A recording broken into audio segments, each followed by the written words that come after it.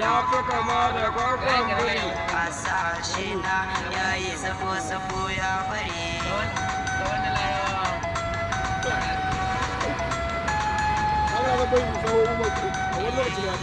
Kullum ina kiran zanna da tabarma amma yanzu sama girma a sashe na kwalfa yawar duniya a sashe na tafawa balawana duniya a sashe na a sashe na mun yawo da zariya